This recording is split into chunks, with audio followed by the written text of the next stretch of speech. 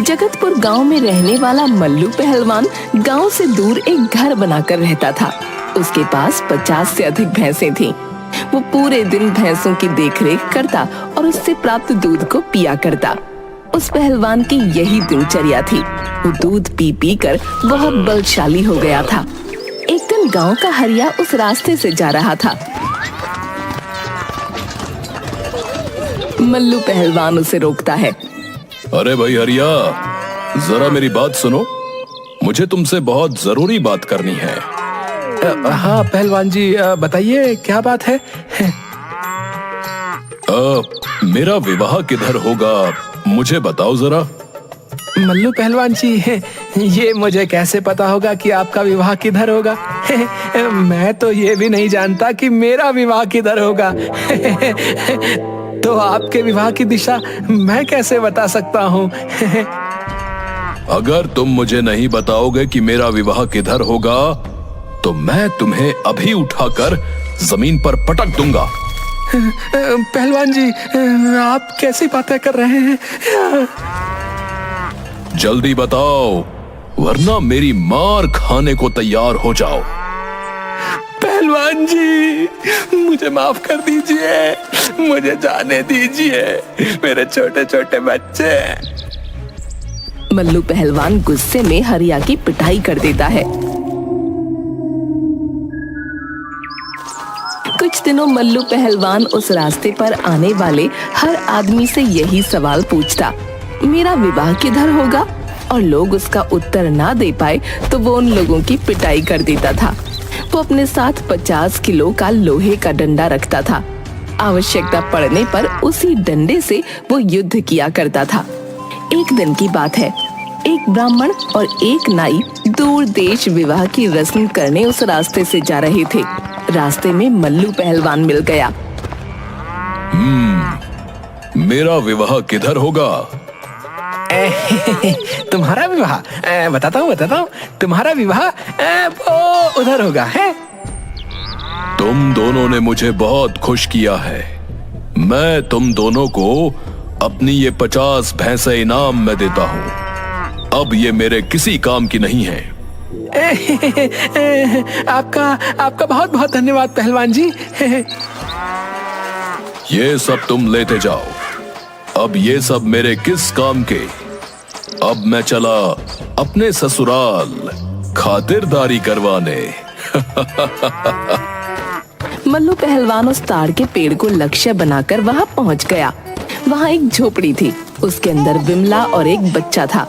वहां जाकर, नमस्कार, मैं हूँ मल्लू, मैं पास के गांव में ही रहता हूँ। विमला को समझ नहीं आया कि ये कौन है। फिर उसने सोचा, ये शायद मेरे पति के जानकार होंगे। ये लीजिए बाल्टी और लोटा, हाथ पैर धो लीजिए। मैं मेहमानों का कमरा खोल देती हूँ, आप आराम से वहाँ बैठ सकते हैं। विमला का लड़का रो रहा था। लड़के को क्यों रुला रही है? विमला को कुछ नहीं समझ आता। तभी विमला का पति आता है। उस आदमी को वहाँ पाकर अचरज में पड़ जाता है। अपनी पत्नी से पूछता है, ये कौन है? पता नहीं ये कौन है। मैं तो सोच रही थी कि तुम्हारा कोई परिचित होगा, और तुम्हारे जैसा ही ये बदतमीज है। मुझे एक थप्पड़ मारा है इसने। ओए, तूने मेरी बीवी को कैसे मारा बे? कहते हुए उससे झगड़ा शुरू कर दिया। मल्लू पहलवान था, वो बदतमीजी बर्दाश्त नहीं कर पाया। उसने अपना लोहे का डंडा उठाया और एक सिर पर लगा दिया। वो आदमी वहीं पर मर गया। विमला जोर जोर से रोने लगी। हे भगवान, ये तूने क्या किया? मेरे पति को मार दिया। वो मेरा सहारा था। उसके सिवा मेरा और मेरे बच्चे का इस दुनिया में कोई नहीं। अब हमारा क्या होगा? अरे अब तुम रो मत, तुम चुप हो जाओ। मैंने जानबूझकर उसकी जान नहीं ली है। मुझे क्या पता था कि एक डंडे की मार से ही वो मर जाएगा। विमला और जोर जोर से रोने लगी। हे भगवान, ये तूने क्या कर दिया? अब हमारा क्या होगा? विमला के रोने की आवाज सुनकर धीरे धीरे वहाँ काफी लोग जमा हो जाते हैं और सब आपस में बातें करने लगते हैं।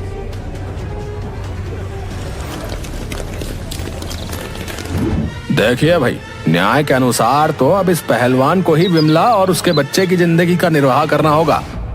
लेकिन इस पहलवान से ये कहेगा कौन? ये तो सीधा डंडा उठाएगा और जान ही ले लेगा। ये लोग बात तो सही कह रहे हैं। ये बेचारी विमला इतने छोटे से बच्चे को लेकर कैसे अपना जीवन व्यतीत करेगी, कहां जाएगी? मुझे इसकी और इसके बच्चे के जीवन निर्वाह की जिम्मेदारी ले लेनी चाहिए। तुम रो मत, ये सब मेरी वजह से हुआ है, इसलिए आज से मैं तुम्हारे और तुम्हारे बच्चे के जीवन निर्वाह की जिम्मेदारी लेता हूँ। मल्लू पहलवान विमला के घर में रहने लगता है। 6-7 दिन बीत जाते हैं और घर में जमा राशन पानी खत्म होने लगता है। कुछ कमाई करोगे या ऐसे ही भूखे मरेंगे? बिना कमाई के जीवन कैसे चलेगा? मल्लू पहलवान भैंसों का दूध पीने के अलावा कुछ काम नहीं जानता था। उसने विमला से पूछा, कमाई वो क्या होती है, बताओ? हे भगवान, तुम कैसे आदमी हो? शरीर से तो इतने तगड़े दिखते हो और दिमाग सरसों जितना भी नहीं है। तुम आज तक जिंदा कैसे हो? करते क्या थे? वो तो छोड़ो, खाते क्या थे तुम? मैं तो भैंस का दूध पीता था। भैंस? कहाँ है भैंसें? और किसकी भैंसों के बारे में बात कर रहे हो? मेरे पास 50 से अधिक भैंस थी। मैं उनका दूध निकालता था और वही पी लेता था। अब कहाँ है तुम्हारी भैंसें? उन्हें ले आओ, हम उनका दूध निकालकर गांव में बेच देंगे, अच्छे पैसे मिलेंगे। वो तो अब मेरे पास नहीं है। विमला आश्चर्य से उसकी ओर देखते हुए, फिर कहाँ गए? वो तो मैंने दान में दे दी। तुमसे मैंने जो पूछा है वो तो तुम जवाब नहीं दे रही और उल्टा मुझसे ही सवाल पूछ रही हो। बताओ, कमाई क्या होती है? राजमहल में जाकर राजा से कुछ खेती के लिए जमीन मांग लो, जिस पर खेती करके अपना अनाज उपजाया करेंगे। पहलवान अपना डंडा हाथ में लेकर राजमहल की तरफ चल पड़ा। राजमहल से कुछ दूर लोगों ने उसे अपनी ओर आते देखा तो वो सब डर के मारे थर-थर कांपने लगे।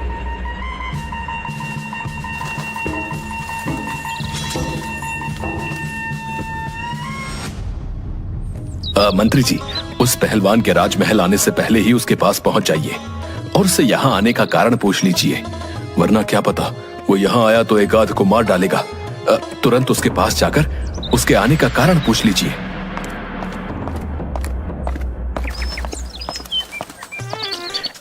मल्लू पहलवान, तुम यहाँ क्या कर रहे हो? मैं महाराज से मिलने जा रहा हूँ। लेकिन क्यों? तुम्हें महाराज से क्या काम है भला? मुझे बताओ, मैं तुम्हारा संदेश महाराज तक पहुंचा दूंगा। मैं महाराज से खेती करने के लिए कुछ जमीन मांगने जा रहा हूँ, ताकि उस पर अनाज उगाकर मैं विमला और उसके बच्चे का भरण पोषण कर सकूं। तुम यहीं ठहरो, अच्छा? मैं राजा को बताकर आता हूँ। अच्छा? मंत्री राजा के पास आता है और उसके आने का कारण बताता है। वो जितनी जमीन और जहां मांग रहा है उसे वहां दे दो। मंत्री तुरंत मल्लू पहलवान के पास जाता है और चालाकी से उसे शमशान घाट के पास पड़ी बंजर जमीन दे देता है। मल्लू पहलवान और विमला महाराज द्वारा दी गई जमीन पर जुताई करने के लिए जाते हैं।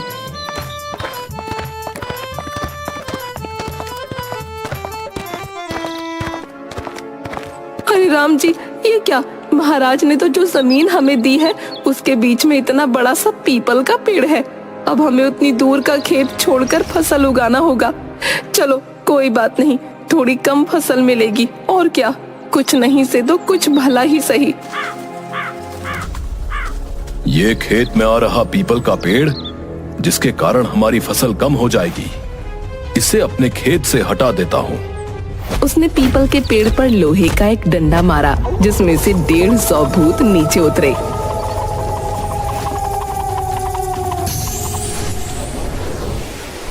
अच्छा, तो तुम सब ने मिलकर ये पीपल का पेड़ मेरे खेत के बीच में लगा रखा है। तुम मुझे जानते नहीं हो, मैं मल्लू पहलवान हूँ, मल्लू पहलवान। मुझसे तो सब डरते हैं। तुम किस खेत की मूली हो?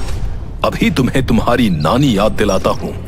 तू पहलवान होगा अपने घर का, हम भूत हैं और हमसे तो सारी दुनिया डरती है। तू क्या चीज है मच्छर कहीं का, हम अभी तेरा कचुम्बर बना देंगे।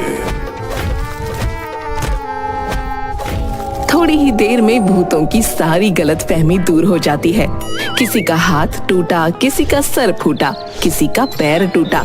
सभी लाइन से खड़े हो गए और मल्लू पहलवान से माफी मांगने लगे। हमें माफ कर दो, हमसे गलती हो गई। तुम तो सच में बहुत बलवान हो, लेकिन इस पीपल के पेड़ को हटाने का कारण तो बताओ। तुम ये पेड़ क्यों हटाना चाहते हो? ये पीपल का पेड़ मेरे खेत के बीच में आ रहा है, इसलिए मैं इसे यहाँ से हटा दूंगा और यहाँ खेती करूंगा। खेती तो तुम ऐसे भी कर सकते हो पहलवान जी। इस पेड़ को हटाने की क्या जरूरत है? इस पेड़ की वजह से मेरे खेत में कम पैदावार होगी और मुझे वो बिल्कुल पसंद नहीं है। मुझे पूरी फसल चाहिए, इसलिए मैं इसे यहां से हटा दूंगा और यहां खेती करूंगा। हम इस खेत से होने वाली सारी पैदावार के बराबर आपके घर में राशन पहुंचा देंगे, परंतु ये पेड़ आप मत तोड़ो। ये हमारा घर है और हम यहाँ कई वर्षों से रह रहे हैं। मल्लू पहलवान बलशाली था और बलशाली लोग सदैव दया करते हैं, इसलिए उसने भूतों की बात मान ली। ठीक है, मुझे तुम सब पर दया आ गई, इसलिए मैं ये पेड़ यहां से नहीं हटाऊंगा। लेकिन मेरी एक बात कान खोल कर सुन लो। अगर मेरे घर में राशन की कमी हुई तो मैं इस पेड़ को अगली बार एक बार में ही गिरा दूंगा और फिर मैं किसी की कुछ नहीं सुनूंगा। जी पहलवान जी, आप निश्चिंत रहिए, आपके घर राशन समय पर पहुंच जाया करेगा और कभी राशन की कमी भी नहीं होगी। बस आप ये पेड़ मत हटाइएगा। मल्लू पहलवान घर चला गया। अब भूतों ने मल्लू पहलवान के घर 6 महीने का राशन भंडार कर दिया। मल्लू पहलवान मौज की जिंदगी यापन करने लगा। भूतों को ये सौदा बहुत महंगा पड़ा। वो काम कर कर के दुबले होने लगे।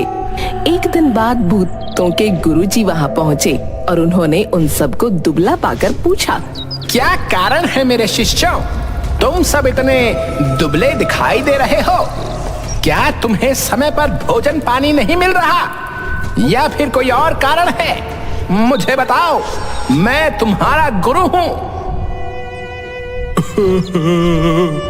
गुरुजी, हम बहुत बड़े संकट में फंस गए हैं।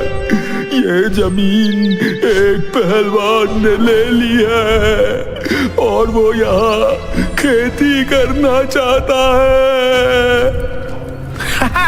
तो इसमें तुम दुबले क्यों हो रहे हो भाई? गुरुजी, उस पहलवान की हुजूरी करने और उसको राशन पहुंचाने के काम में हमारा सारा वक्त चला जाता है, जिसके कारण ना तो हम ठीक से खाना खा पाते हैं और ना ही सो पाते हैं। यही कारण है गुरुजी कि हम दुबले होते जा रहे हैं।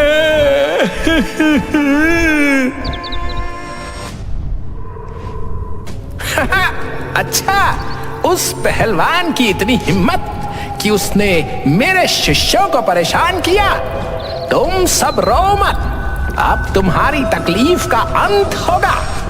उस पहलवान ने मेरे शिष्यों को जितना परेशान किया है, इसका बदला तो मैं उससे लूंगा। भूतों के गुरुजी बिल्ली का भेष बनाकर पहलवान के घर जा पहुंचे। दूसरी तरफ मल्लू पहलवान के घर रोज बिल्ली दूध पी जाती थी आज बिल्ली को सबक सिखाने के लिए मल्लू पहलवान डंडा लेकर दरवाजे के पीछे खड़ा था। बाहर से बिल्ली के भेष में आए भूतों के गुरुजी ने उस पहलवान को दरवाजे के पीछे छिपा देख लिया था और दांव लगा रखा था कि कब उसकी आंख से ओझल होकर उस पर वार किया जाए। मल्लू पहलवान ने भी दांव लगा रखा था। बस एक बार ये बिल्ली घर के अंदर प्रवेश कर जाए, मैं अपने घर के दूध का सारा हिसाब एक ही दिन में पूरा कर लूंगा। काफी समय हो गया, बिल्ली अंदर नहीं आई। बिल्ली अंदर आ नहीं रही थी। मल्लू पहलवान धीरे धीरे पीछे हटता गया और चूल्हे के पास पहुंचकर छुप गया। जैसे ही बिल्ली अंदर आई और उसने मल्लू पहलवान पर वार करने का प्रयास किया, पहले से ही सतर्क मल्लू पहलवान ने एक डंडा बिल्ली की कमर पर लगा दिया। अब भूतों के गुरुजी के पसीने छूट गए, सभी हड्डियां टूट गईं। गुरुजी ने अपने भूत रूप में आकर, अरे अम्मा, अरे पापा, आए मेरी तो कमर तोड़ दी, मैं तो मर गया। मुझे माफ कर दो पहलवान जी, मुझसे गलती हो गई, मुझे माफ कर दो। तुम कौन हो और यहाँ बिल्ली के रूप में क्या कर रहे थे? आपके खेत में जो पीपल का पेड़ है, उस पर रहने वाले भूतों का मैं गुरु हूँ और मैं गलती से यहाँ आपसे बदला लेने आ गया था। मुझे माफ कर दीजिए, मुझे जाने दीजिए। इतनी आसानी से कैसे जाने दूंगा तुझे? तू तो मुझसे बदला लेने आया था ना। रुक जा तू। नहीं नहीं पहलवान जी, मैं हाथ जोड़ता हूँ, मुझे यहाँ से जाने दीजिए। अब जिंदगी में कभी ऐसी गलती नहीं करूँगा। आप बस मुझे छोड़ दीजिए।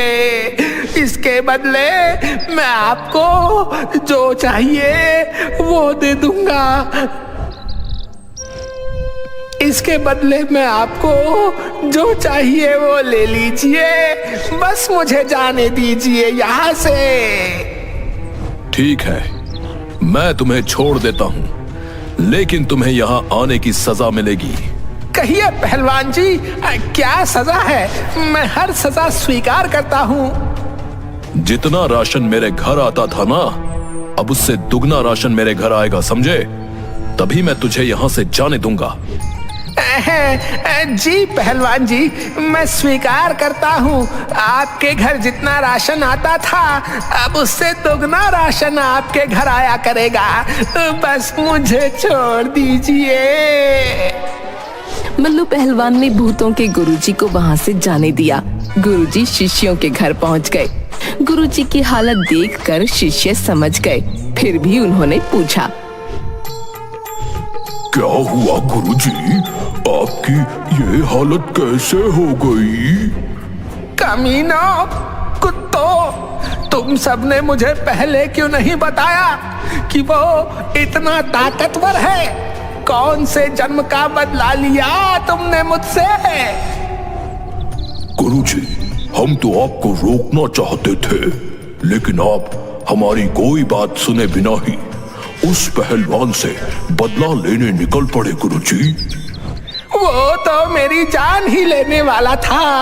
उसने बड़ी मुश्किल से मुझे छोड़ा है। उसने इतनी आसानी से आपको कैसे छोड़ दिया गुरुजी? आसानी से उसने एक शर्त रखी है और उस शर्त के बदले उसने मुझे छोड़ा है। कैसी शर्त गुरुजी?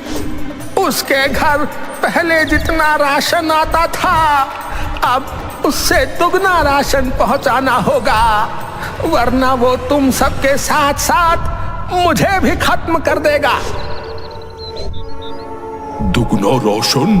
पहले जितना राशन जाता था, उसमें ही हम सबकी ये हालत हो गई। अब दुगना राशन पहुंचाने में हमारा क्या होगा? मारो! सारे भूत रोते हुए गुरुजी को मारने दौड़ते हैं और गुरुजी किसी तरह अपनी जान बचाकर वहाँ से भाग निकलते हैं। बेचारे भूतों को अब मल्लू पहलवान को पहले से राशन दुगना पहुँचाना होगा। एक तो पहले ही भूत दुबले थे, अब ये आफत।